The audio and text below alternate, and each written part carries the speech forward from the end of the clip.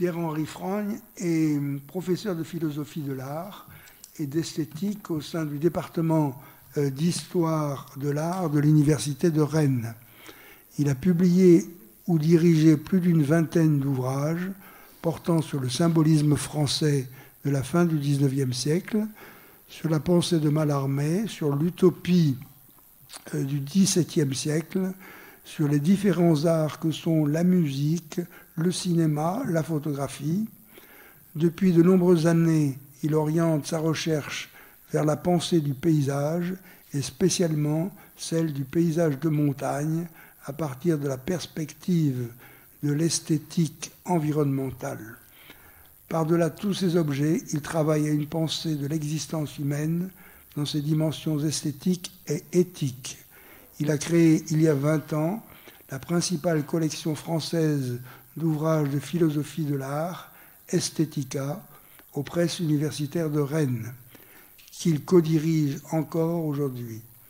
Depuis 2020, il est à la tête des presses universitaires de Rennes, les Pures, dit-on communément, qui publie 200 ouvrages par an et qui édite une demi-douzaine de collections consacrées aux arts, à l'archéologie et à toutes les disciplines dont il relève. Voilà. Merci beaucoup, cher Jean-Noël. Merci de cette invitation. Et je vous remercie de votre confiance. Je le fais avec d'autant plus de force que je dois commencer par énoncer devant vous l'aveu qui est déjà dans le programme et que Jean-Noël vient de dire. Je ne suis ni historien d'art, ni enseignant d'histoire de l'art, ni conservateur du patrimoine. Je ne suis que philosophe de l'art certes, qui enseigne depuis des lustres dans un département d'histoire de l'art et qui complète cette double activité par la direction, effectivement, comme vous l'avez dit, la plus grande édition universitaire publique en France, qu'on appelle les Pures, et qui publie plusieurs collections dont je parlerai à la fin très rapidement, touchant aux différents arts. Cet aveu et cette rapide présentation biographique que vous avez anticipée impose 4 remarques de préambule, 4 remarques méthodologiques qui doivent corriger un peu l'aspect ambitieux, trop ambitieux, un peu prétentieux du titre de mon intervention. Vous allez voir que je vais faire devant vous une sorte de travail de modestie, peut-être même de contrition. Enfin, vous verrez. Premièrement, je crois fondamentalement et sincèrement à l'idée que la philosophie est pauvre par essence. Platon disait en grec pénès. Elle se poste dans un lieu qui est à la fois second, voire secondaire, et arrière, dans la mesure où il n'y a pas de philosophie de l'art, sans les artistes, sans les œuvres, sans les institutions, sans les personnes qui les conservent, les restaurent, les critiquent, les étudient, etc. Et on pourrait le dire dans n'importe quel domaine de l'art. Il n'y a pas de philosophie de l'État s'il n'y a pas des fonctionnaires, s'il n'y a pas des hommes politiques, etc. Il n'y a pas de philosophie du droit sans le droit, sans les juristes, etc., etc. La philosophie, que l'on soit hegelien ou pas, vient toujours après. Une fois que la réalité du monde et du savoir sur le monde se sont déployées. Une philosophie est toujours un peu en seconde cordée, si je veux utiliser une métaphore que j'aime bien. Alors évidemment, cette métaphore, elle est moins élégante que celle de Hegel, dans l'introduction au principe de la philosophie du droit, qui disait « Ce n'est qu'au crépuscule que la chouette de Minerve prend son envol ». La philosophie voit la nuit, et elle voit la nuit parce qu'elle regarde en arrière ce qui s'est fait pendant le jour. Deuxième remarque liminaire, le tour un peu personnel du début de mon intervention indique que je considère que la démarche théorique que je vais commencer doit échapper à 3 obstacles. Le premier, c'est à la neutralité impassible et objective. Le deuxième obstacle, c'est la fantaisie inventive de l'imagination. Et le troisième obstacle, c'est l'épanchement lyrique et subjectif du moi.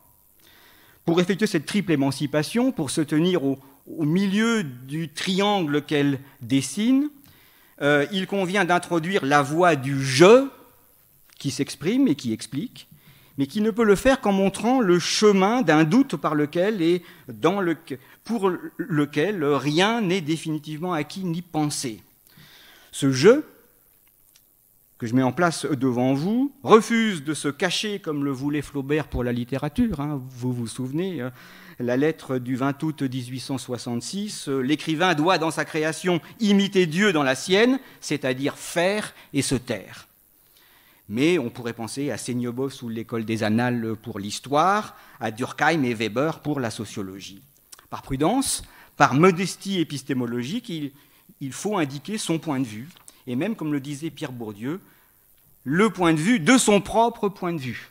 Il faut donc expliquer, c'est ce que vous avez commencé à faire, c'est ce que j'ai essayé de commencer à faire, la situation singulière et le chemin nécessairement risqué que j'emprunte. Troisièmement, voilà pourquoi je considère que ce qu'il y a de plus précieux dans la pensée, c'est le processus même par lequel la pensée tente d'échapper à la particularité subjective qui n'intéresse personne d'autre que moi-même. Deuxièmement, à l'universalité anonyme qui recouvre et nivelle tout sous la grisaille du concept. Enfin, à conquérir la singularité qui est la synthèse contradictoire du particulier et de l'universel, et une synthèse qui est mouvante et problématique, jamais acquise. Cette conquête doit prendre la forme incertaine de l'essai, c'est ce que j'essaye de faire devant vous, et dans mon métier, parce que la pensée, comme la vie, c'est aussi une conviction que j'ai, sont nécessairement à l'essai, c'est-à-dire en tentative, en approximation, en épreuve, en doute et en apprentissage, en exercitation, comme disait Montaigne. Quatrième remarque liminaire, ce qui m'amène à dire très vite que enseigner, penser, éditer, puisque c'est mes trois fonctions, sont pour moi bel et bien des actions pratiques et pas exclusivement théoriques. Toutes les trois relèvent de la vie et du faire, à la fois professionnel et existentiel, dans leur instabilité, leur risque, leur embarras, leur aventure, dans leur aspect que je vais appeler un aspect atopique. Platon se désigne comme un personnage atopique, c'est-à-dire celui qui n'est jamais là où il doit être. On pourrait dire extravagant, c'est-à-dire qu'il ne croit pas qu'il y a un lieu définitif où il pourrait se poster. Bon. Voilà les 4 remarques préliminaires. Ayant reconnu qu'un philosophe n'aurait rien à penser si son objet ne lui préexistait pas, je dois préciser qu'un philosophe peut déployer son activité dans 2 directions principales. À partir d'une interrogation générale, il applique sa pensée aux objets et aux formes artistiques. Les philosophes anglo-saxons le font, les philosophes continentaux aussi. Et puis il y a une deuxième direction, c'est de poser des questions philosophiques à partir des formes et du fonctionnement des objets inventés par les artistes et qui lui paraissent étonnants au sens, là encore, platonicien et grec, c'est-à-dire à la fois admirable et inquiétant à la fois. Si le philosophe en reste à la première direction que je viens de dessiner très sommairement, il risque de ne pas rejoindre l'expérience des œuvres et leur nature singulière, véritable, c'est-à-dire insérées dans leur culture et dans leur histoire. S'il en reste à la seconde, il risque de demeurer attaché au niveau des œuvres, des artistes, des expériences artistiques en leur dispersion empirique. C'est ici que semblent se nouer les rapports entre philosophie de l'art et histoire de l'art. La première doit se fonder sur la seconde, c'est-à-dire lui demander son indispensable validation. La seconde a besoin de la première si elle veut être une véritable histoire de l'art et non la simple connaissance positive, discontinue, d'une œuvre, d'un artiste, d'une école. Enfin, je crois savoir, on a dit hier que le mot école était devenu intempestif. Bien, mais ce n'est pas grave. Dans ce dialogue, qui, comme tout dialogue humain, implique l'exigence de 3 choses, la coprésence, la reconnaissance des différences, et troisièmement, l'équivalence, c'est-à-dire l'égalité de statut et de valeur, la philosophie de l'art possède une double chance, celle d'échapper à ce que l'on pourrait nommer l'esthétique, où au sein de l'interrogation philosophique, toutes les œuvres seraient interchangeables. Celle d'échapper à la généralisation arbitraire, abusive, et à l'interprétation fallacieuse des œuvres dont les conditions historiques, sociales, culturelles, matérielles ne sont pas ou sont mal prises en compte. Si la philosophie de l'art a besoin de l'histoire de l'art a-t-elle besoin de la philosophie de l'art? Pour répondre, pour essayer de penser un enseignement adéquat de philosophie de l'art dans l'environnement d'un département d'histoire de l'art ou d'un public féru d'histoire de l'art comme vous, on peut en passer par deux autres questions enchaînées circulairement l'une à l'autre. Qu'est-ce qui est instructif dans l'histoire de l'art pour la philosophie? Qu'est-ce qui est instructif dans la philosophie de l'art pour l'histoire de l'art? Alors, en bonne rhétorique scolaire ou scolastique, mon exposé comportera trois parties. Je commencerai une première partie intitulée « Le dialogue originaire de la philosophie et de l'histoire de l'art ». Et puis je répondrai à chacune des deux questions. Qu'est-ce qui est instructif ou pas dans l'histoire de l'art pour la philosophie de l'art? Qu'est-ce qui est instructif ou pas dans la philosophie de l'art pour l'histoire de l'art? Donc j'essaie de mettre, vous voyez, en mouvement un cercle dialogique entre la philosophie de l'art et l'histoire de l'art, qui doivent apprendre l'une de l'autre, l'une par l'autre. Et pour commencer à mettre en mouvement ce cercle, il faut dire tout de suite qu'il a été rendu possible par le mouvement à la fois historique et conceptuel de la naissance de l'histoire de l'art en ces trois moments les plus célèbres, le moment vassarien, le moment winkelmannien et le moment hegelien. Que l'histoire de l'art soit intimement liée à la philosophie de l'art, c'est évident avec Hegel, qui considère au début du XIXe siècle que la science de l'art, la définition de l'art et des arts est la même chose que l'histoire de l'art et des arts, parce qu'un concept, si vous voulez, c'est le grand génie de Hegel, il a inventé un nouveau concept de concept, une nouvelle idée de l'idée, et ce qu'il a inventé, c'est que l'idée est un processus. L'idée ou le concept, celui de l'art, mais de tout ce que vous voudrez, ou celui de la rose, n'est pas une entité abstraite et fixe, mais c'est un processus concret, historique, culturel, d'effectuation, c'est-à-dire de réalisation aux deux sens du terme. Au sens anglais, c'est le mauvais sens, si je puis dire, est-ce que vous réalisez, est-ce que vous comprenez, au sens de penser, et puis au sens français, de réaliser, c'est devenir réel. L'histoire de l'art hegelienne, elle est philosophique, bon, on en a parlé un tout petit peu hier. Elle est le déploiement de l'idée d'art comme une unité active, vivante, contradictoire d'un contenu et d'une forme.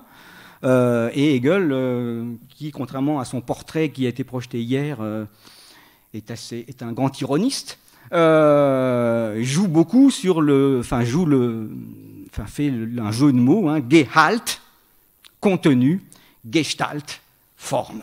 Et il confond les deux, il joue avec les deux sonorités. Évidemment, le contenu et la forme doivent être rendus adéquats l'un à l'autre. Qu'est-ce que l'art pour Hegel? Vous le savez bien, la manifestation, l'apparaître de l'esprit, prenant forme sensible et effectuant,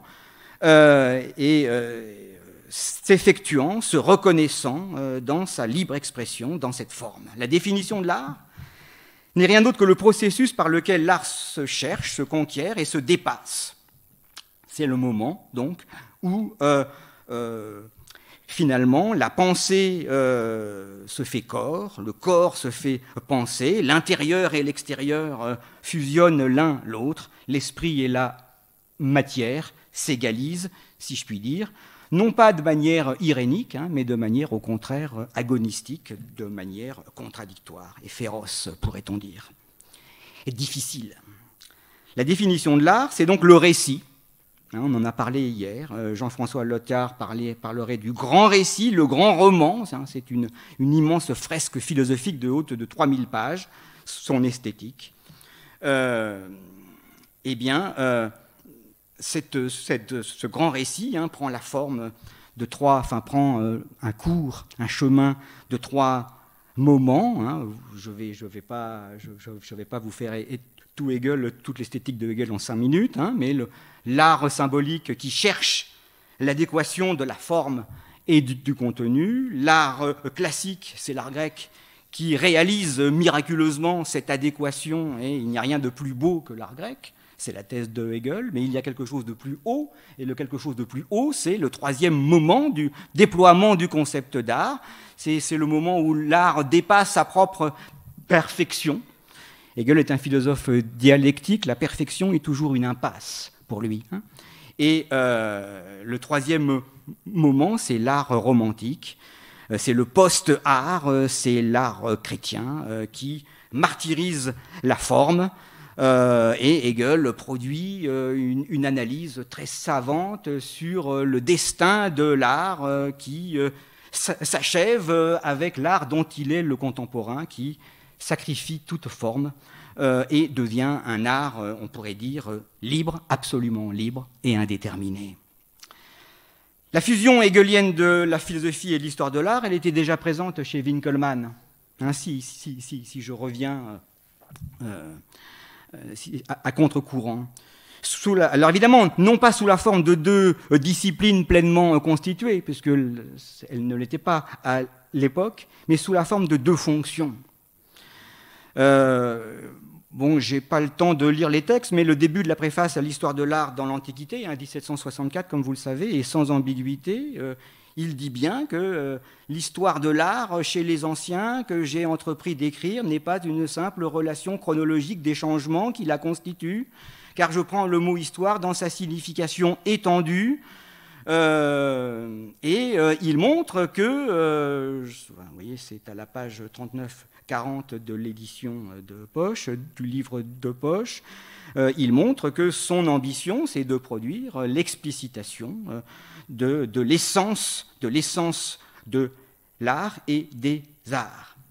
Winkelmann entend passer donc de la chronique érudite soucieuse d'accumuler des faits et des biographies à une philosophie de l'art qui pénètre, c'est son mot, qui démontre l'essence de l'art à partir d'un système doctrinal, à partir de la description des œuvres qu'il a effectivement vues. Tout ce que j'ai cité pour fonder ma démonstration, j'ai pu le voir et l'examiner moi-même à de nombreuses reprises. Par-delà la biographie, par-delà l'ekphrasis des œuvres, par-delà enfin les traités théoriques sur les arts, Winkelmann construit une histoire de l'art greffée, comme vous le savez, sur l'idée du beau idéal dont les Grecs auraient donné l'expression la plus haute et le modèle à imiter pour notre temps. Bon, et quand on reflue encore dans l'histoire de l'art, on voit bien que chez Vasari, derrière la visée biographique, derrière la fonction monumentale au sens étymologique, de remémoration, de commémoration des meilleurs artistes élevés au plan de l'éternité, de la renommée ou de la gloire, l'ambition des vies est théorique. Bon, il le dit, je pense à la préface du livre 3, page 17 de l'édition qui est éditée chez Actes Sud. La première fois que j'entrepris d'écrire ces vies, mon intention n'était pas de faire l'inventaire des artistes avec le catalogue de leur œuvre. Il dit un peu plus loin qu'un tableau aurait suffi. Et il précise que ce qui l'intéresse, c'est de comprendre la recherche des artistes du passé et du présent, de comprendre leurs méthodes, leurs moyens, leurs voies de leur entreprise. Ce sont des mots qui se trouvent dans le texte que je n'ai pas le temps de citer. Et donc, vous voyez bien que pour Vasari, comment dirais-je, l'histoire de l'art n'est pas une accumulation qui prendrait la forme d'un fatras de biographie. L'ambition est théorique et je dis que l'ambition est philosophique. Ce faisant, la philosophie n'est pas l'apanage des seuls philosophes. Et évidemment, la philosophie a une dimension qui excède évidemment la discipline académique que j'enseigne. Chez les trois créateurs de l'histoire de l'art, on voit bien à l'œuvre trois modalités d'une même visée philosophique qui regroupent quatre aspects. Je l'ai dit très sommairement. Un organicisme par lequel le développement de l'art est conforme à un organisme vivant. Deuxièmement, un essentialisme, puisqu'il y a chez les trois philosophes, enfin chez les trois historiens d'art ou les trois fondateurs de l'histoire de l'art, un concept d'art qui est déterminé et qui est unique. Troisièmement, un académisme, puisque leurs trois tentatives théoriques dégagent un moment de perfection où l'art dégage sa norme, sa perfection et son accomplissement, et puis un historicisme par lequel s'expose une logique finalisée du développement de l'art.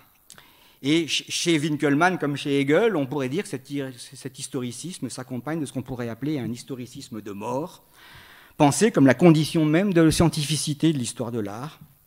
Vous connaissez la toute fin de l'ouvrage de Winckelmann, qui peut-être fait référence à un passage du livre 10 de la République où Platon dit qu'il faut se séparer des images comme on se sépare de l'être aimé. Winckelmann dit qu'il faut se séparer de l'art grec comme effectivement une personne qui voit son amant s'en aller,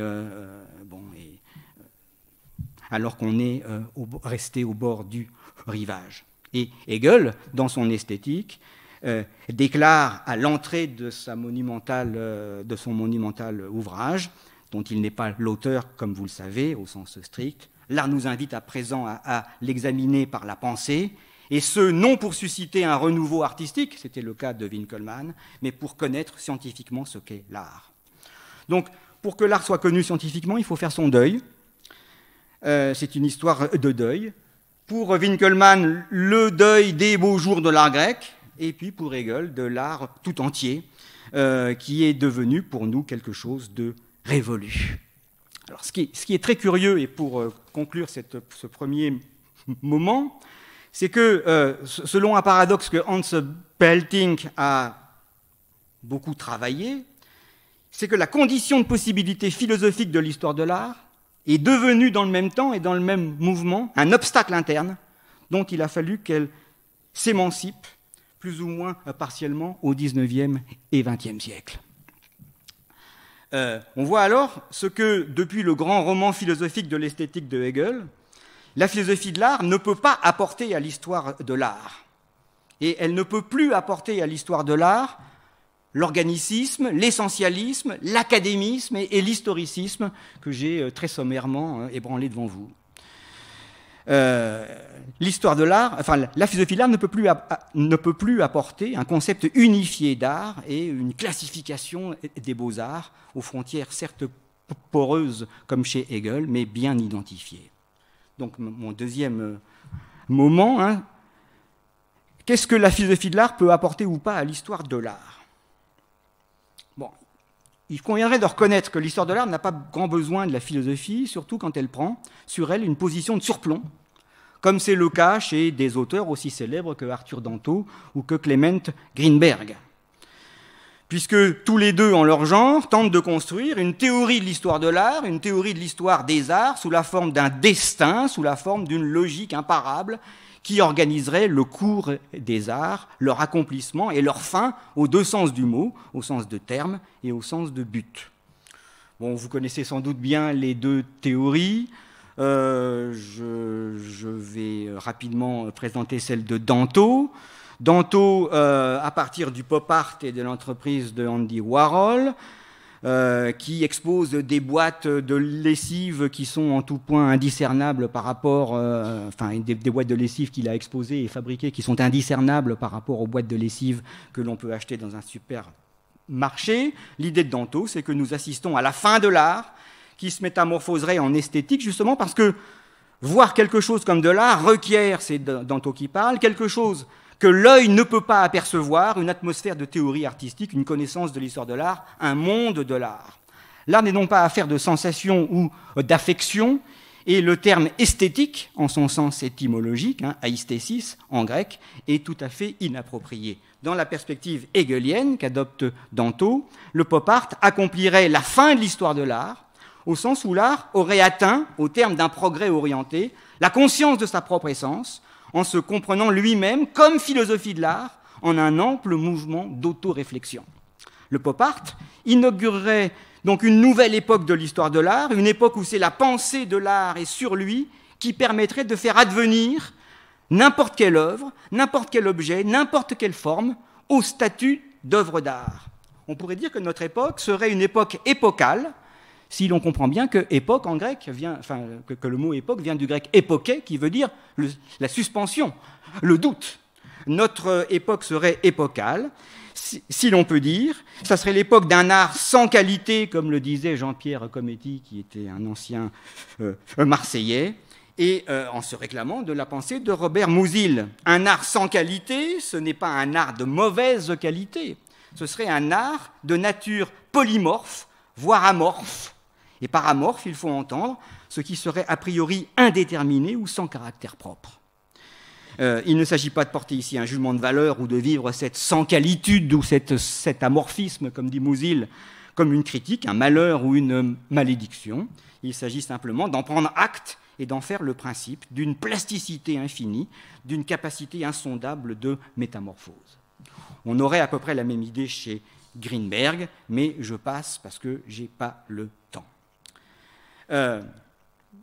Vous voyez bien que chez Danto comme chez Greenberg, l'histoire de l'art relève d'un type d'histoire qui relève du récit philosophique, où s'accomplirait une essence, et on est donc dans l'horizon hegelien, d'ailleurs revendiqué par Danto explicitement. Par contre, on verrait un meilleur usage de la philosophie de l'art pour l'histoire de l'art chez les historiens d'art. Et c'est un peu le paradoxe, si vous voulez, que je suis en train de déployer. Il y aurait plus de philosophie chez les historiens, il y aurait plus de philosophie de l'art chez les historiens de l'art que chez les philosophes qui s'intéressent à l'histoire de l'art. Et d'ailleurs, à la fin de mon exposé, quand j'ai fini de l'écrire, je me suis dit, mais quel est le philosophe qui a pris au sérieux l'histoire de l'art? Puis là, j'étais embêté, je n'ai pas pu répondre. Le seul qui m'est venu à l'esprit, c'est Hans Belting, mais justement, il n'est pas philosophe. Il est anthropologue, historien de l'art. Alors, mais bon, il faudrait s'intéresser, je n'ai pas beaucoup le temps de le faire, mais à Panofsky, à Chastel, à Alpers, à Baxendal. Quand on pense à Panofsky, on voit bien qu'il fait avec une grande profondeur l'usage, dans son analyse de l'histoire de l'art médiéval, renaissant, classique, des traités platoniciens, néo-platoniciens, aristotéliciens.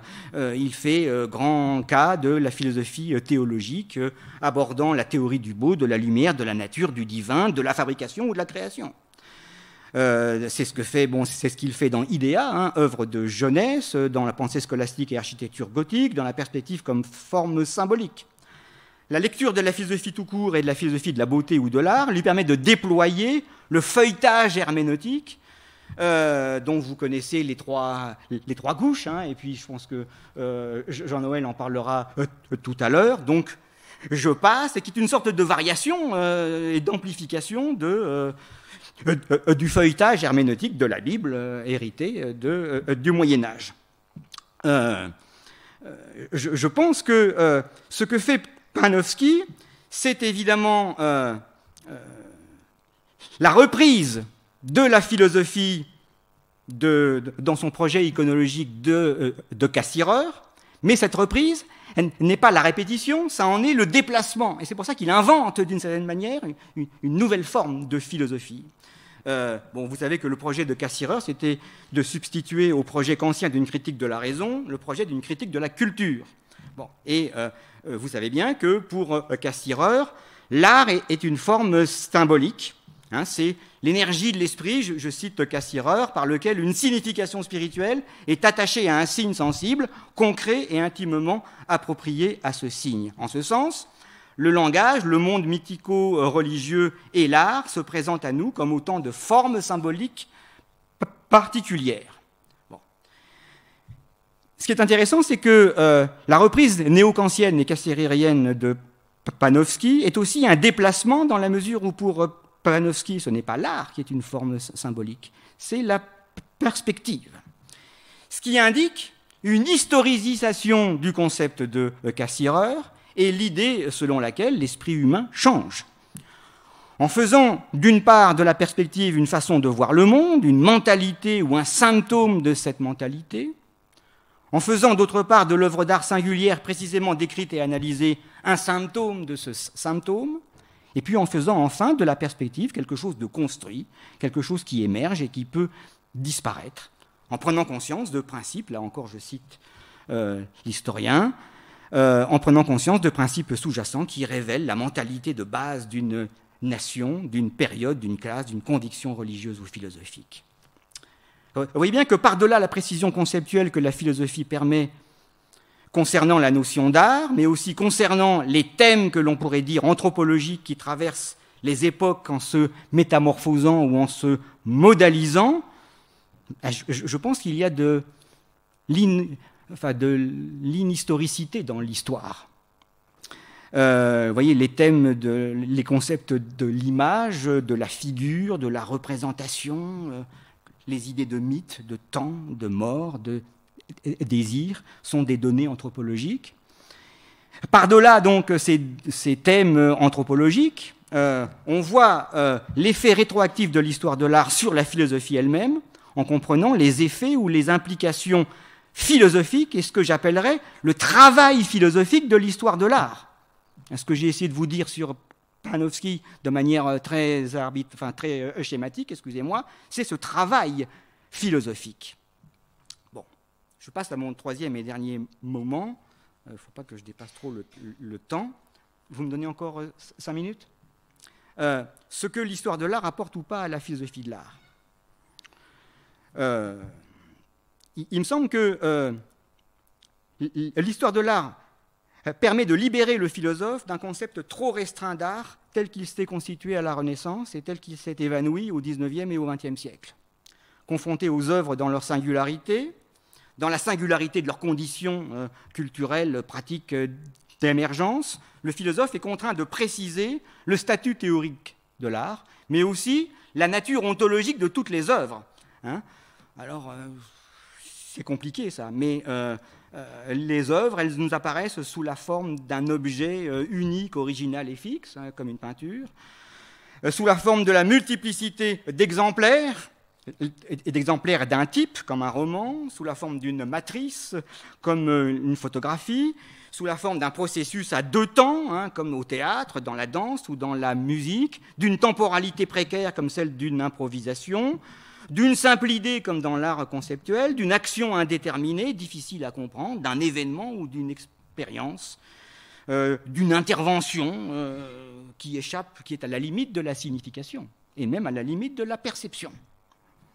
Grâce à l'histoire, le philosophe se trouve confronté aux multiples et déroutants et étonnants aspects de l'art contemporain qui oscillent entre le pôle de l'intellectualité la plus abstraite, comme un protocole, c'est-à-dire c'est rien, voyez, nous sommes à l'époque du désœuvrement, d'une certaine façon, et le pôle esthétique au sens grec, le pôle le plus sensible, le plus esthésique, si je puis dire, le plus charnel. Et dans chacun de ces pôles, le théoricien, comme aussi le simple spectateur, sont mis aux limites de l'art dans son acception traditionnelle d'un objet concret, présent, possédant une unité, un objet fabriqué de façon virtuose en vue du plaisir d'un récepteur qui se trouve dans une attitude de contemplation attentive et désintéressée, on pourrait dire dépragmatisée, démoralisée au sens strict. Bien.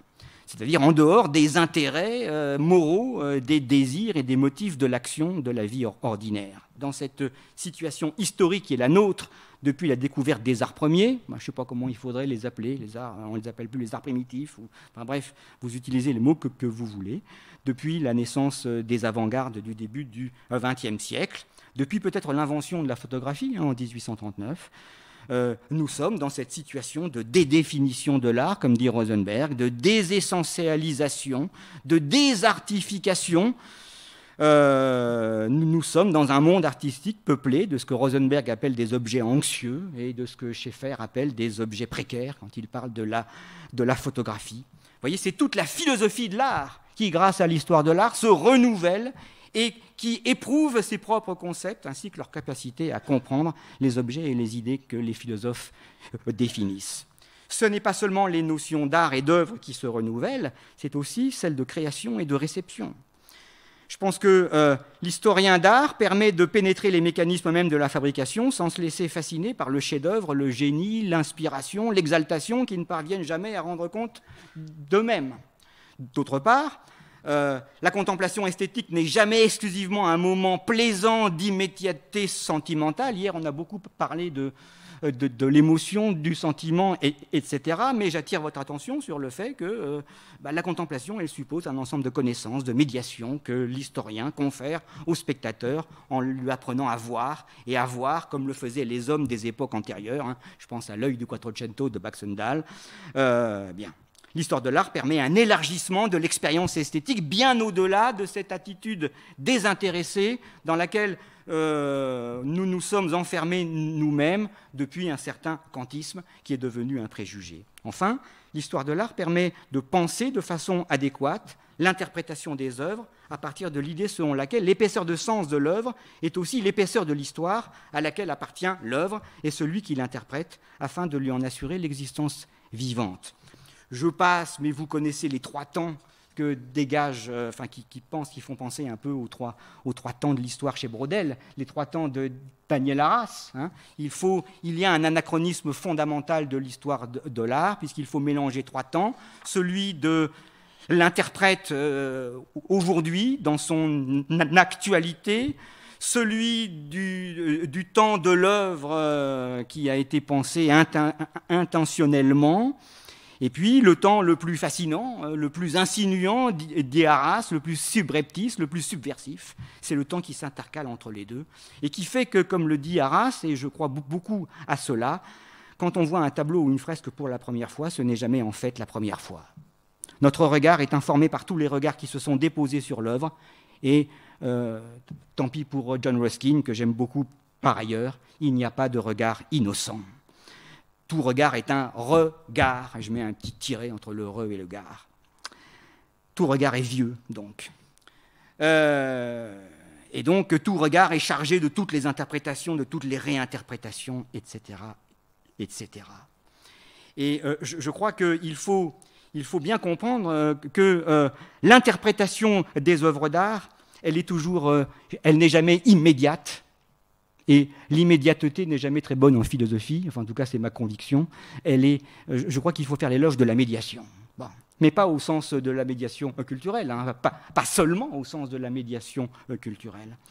La culture est médiation et il faut même des médiateurs pour nous la faire comprendre, et même la nôtre.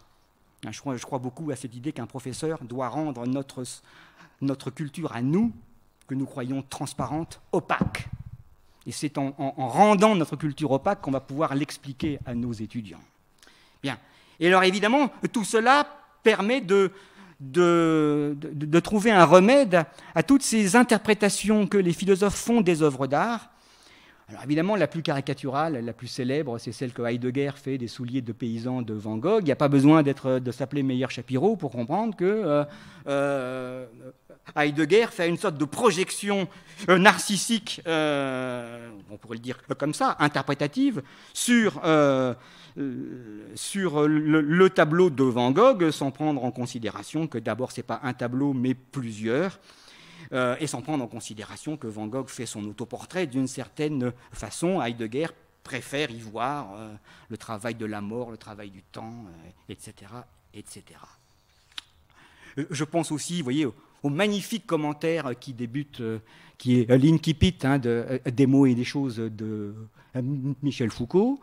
Bon, évidemment, l'interprétation des Ménines, il prend un gros risque, puisque dans un magnifique texte, qui n'est pas faux, il fait des Ménines de Velázquez l'emblème de la représentation à l'âge classique. Bon, alors Arras a réglé son compte à l'interprétation foucaldienne, puisqu'il a montré que c'était beaucoup plus compliqué que ça, que Velázquez peint en fait deux tableaux, il corrige son premier tableau par un second. Enfin bref, je passe. Et puis on pourrait prendre un troisième exemple, c'est la pensée de Deleuze, qui semble passer des œuvres cinématographiques à celles des œuvres picturales comme celle de Bacon ou celle de la littérature, je pense à Proust. Et puis finalement, on s'aperçoit, quand on lit Deleuze de fond en comble, ce qui m'est arrivé, eh bien que les œuvres sont pratiquement interchangeables. Et Deleuze dit, et les arts même sont interchangeables. Deleuze le dit au début, à la fin plutôt de son premier tome consacré au cinéma. Les concepts de cinéma ne sont pas donnés dans le cinéma. C'est tout dire. Et quand il passe à Proust, c'est la même chose, et on pourrait conclure ce mouvement de pensée en disant, comme Pierre Macheret pour une théorie de la production littéraire, l'œuvre est donc bien soumise à une légalité, mais cette légalité ne lui appartient pas en propre. La légalité dont elle parle, elle est une légalité extérieure, elle intervient après coup et s'applique à un objet déjà donné qu'elle n'a pas contribué à produire. Pour éviter cette soumission de l'œuvre, à une légalité philosophique, et pour finalement éviter la soumission de l'histoire de l'art à la philosophie, qui a cette propension, si vous voulez, naturelle. C'est pour ça que je fais acte devant vous de modestie et de contrition philosophique. Je crois indispensable ce dialogue de la philosophie et de l'histoire de l'art, que j'ai rapidement évoqué devant vous, parce que, il est la base continue, pour utiliser une métaphore musicale, de ma recherche et de mon enseignement. Et des deux côtés entremêlés, historiques et philosophiques, il s'agit de comprendre comment, à toutes les époques, un artiste pense, non pas quand il exprime des opinions sur le monde, mais, comme le dit Merleau-Ponty, à l'instant où sa vision se fait geste. À même le matériau et la forme qu'il a choisi, un peintre pense en peinture.